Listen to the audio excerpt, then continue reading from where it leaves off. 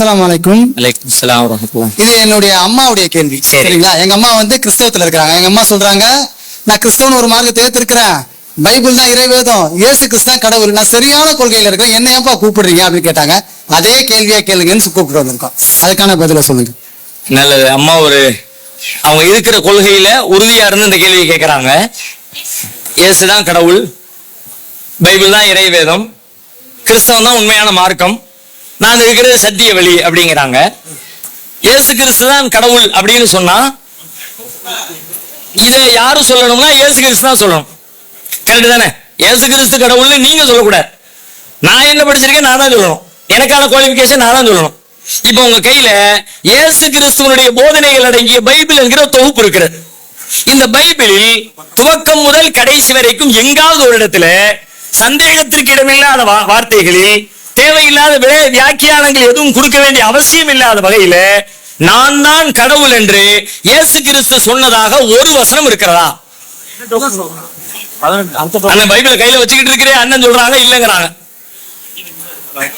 இல்ல, பிறகு நீங்க சொல்றது நான் எப்படி ஏத்துக்கிறது? பைபிள்ல நான் தான் கடவுள் என்று இயேசு சொன்னதாக ஒரு வரியும் இல்ல. பிறகு இயேசு கடவுள் என்று நீங்களாக சொல்லிவிட்டு அவர் மேல பெரிய போட்டா அவரே ஒத்துக்க மாட்டாங்க. இதுதான்.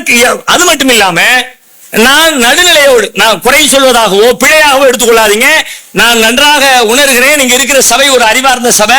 கண்டிப்பா ஒருத்தர் குறை சொல்றதுக்காண்டி நம்ம கூடி இருக்கல, ஒருத்தர் புரிந்து கொள்வதற்காகத்தான் உட்கார்ந்து இருக்கிறோம். நானும் அதுக்காகத்தான் பேசுறேன். ஆனா மனிதன் என்ற அடிப்படையில் சில நேரங்கள்ல வார்த்தைகள் எழுதி வச்சு வாசிக்கல, கூடுதல் குறைவான வார்த்தைகள் வந்துடலாம். தவறா எடுத்துக்கொள்ள வேண்டாம். புரிதலுக்காக வேண்டி நான் சில செய்திகளை சொல்றேன். நீங்க அது சரியா தவறா என்பதை யோசித்து முடிவெடுங்க.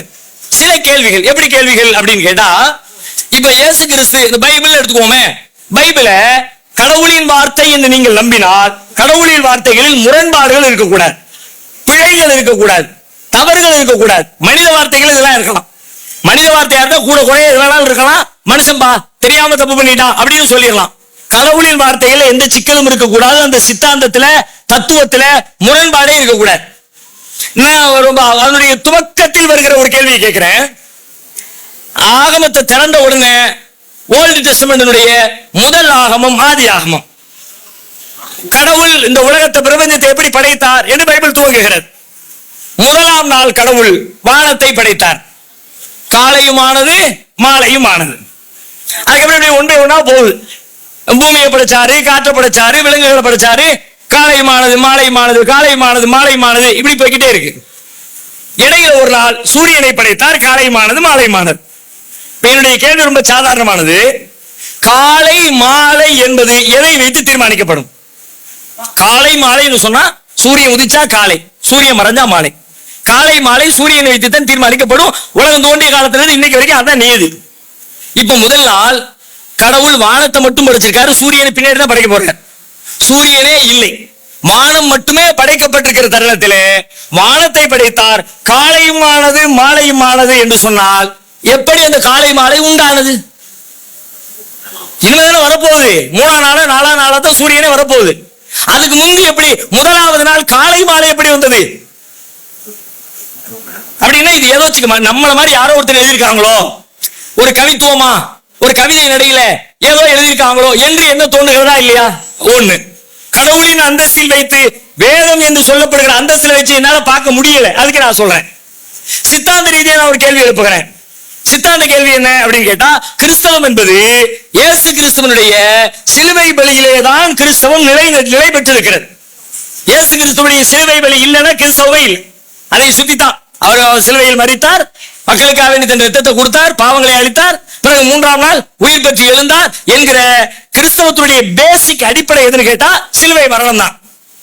நான் கேட்கிறேன், சிலுவையில் அவர் மரணித்தார் என்று சொல்லுகிற நீங்கள் சிலுவையை வைத்து கொண்டாடுகிறீர்கள். நான் பார்க்கிறேன், அதில் விதிவிலக்குகள் சில அமைப்புகள் இருக்குது, அதை ஏற்றுக்கொள்ளாத கிறிஸ்தவர்களும் உண்டு. ஆனால் பெரும்பான்மை கிறிஸ்தவர்களின் அடையாளமே சிலுவை குறியீடு தான். சர்ச்சு கட்டினா சிலுவை தான், தங்களுடைய அடையாளமாகவே சிலுவையை வச்சிருக்கிறாங்க. இந்த சிலுவையால் சிரமப்பட்டு அடித்து கொல்லப்பட்டு உயிர் நீத்தாரே இயேசு கிறிஸ்து. நான் கேட்கிறேன், என்னுடைய தந்தைய ஒருத்தன் கல்லால் அடிச்சு கொண்டு விட்டான். இப்ப அந்த கல்லை நான் பார்க்கிறேன், அந்த கல் மீது எனக்கு பரிவு வருமா கோபம் வருமா? உண்மையை சொன்னா ஒண்ணு வரக்கூடாது, கல்லுடா அப்படின்னு போகணும். சரி, ஒருவேளை உணர்ச்சி வசப்படுற ஆளா இருந்தா கோபம் தான் வரணும். இந்த கல்லை வச்சுட்டானடா எங்க அப்பாவை அடிச்சானுவ அப்படின்னு கோபம் தானே வரணும்.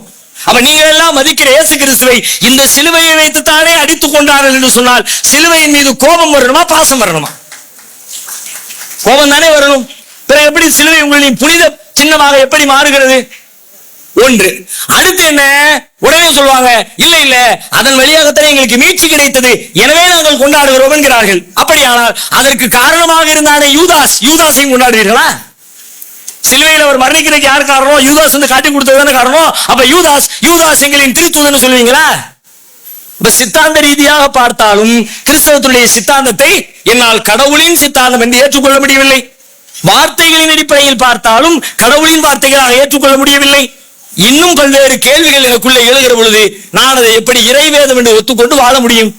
இப்படி நூற்றுக்கணக்கான கேள்விகள் எனக்குள்ளே இருக்கிறது. இந்த கேள்விகள் நியாயமானதாக இருக்குது என்று நீங்கள் சிந்தித்தால் அடுத்த கட்டத்தை நோக்கி உங்களுடைய சிந்தனையை நகர்த்துங்க. தவறு என்று நீங்கள் நினைத்தால் அதை தள்ளி விட்டுட்டு நீங்க வழக்கம் போல இருங்க.